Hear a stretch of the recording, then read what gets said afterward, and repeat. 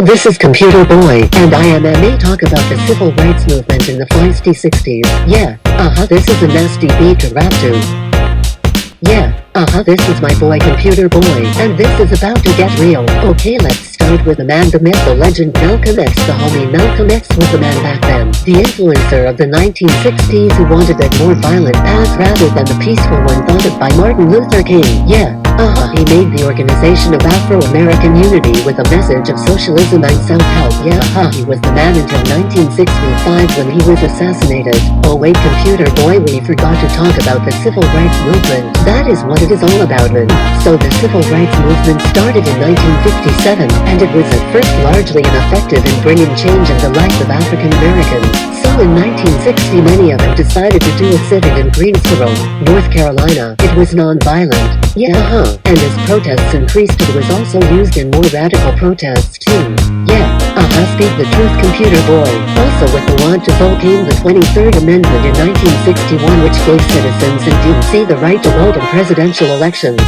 The Student Nonviolent Coordinating Committee formed in 1961, and it eventually broke away from the man, the myth, the legend MLK, because he wanted nonviolence. Yeah, they also called for Black Power. Freedom rides started to spark in 1961, and it was people who traveled by bus in the South to spread their protests. Another conflict was in 1962 with the University of Mississippi, when the governor refused to enforce the federal court order to let James Meredith go to the university. Yeah, Then there was a march on Washington in 1963. Man, this thing was famous, and it was to demonstrate the power in the movement, and MLK gave a speech about his dream. It was called I Have a Dream. Yeah, this was the apex. Yeah, let's continue this. Birmingham in 1963 put a non-violent campaign together to challenge segregation in the area. The protesters were attacked by hoses and dogs. Then there was a bomb that exploded and killed 4 young black girls. Then in 1964, the Freedom Summer was a campaign to get black voter registration and participation, and there was a violent response to this and 3 were murdered. Finally, in 1964, the Civil Rights Act was passed under the Johnson administration, and this outlawed segregation, and created the EEO to prevent discrimination in the workplace.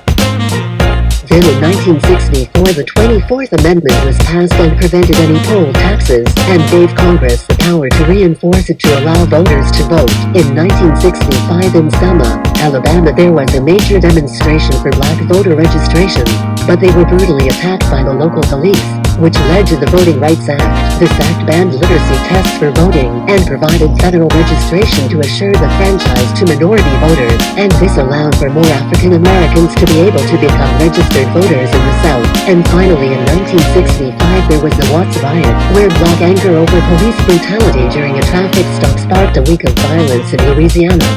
Yeah, Computer Boy out.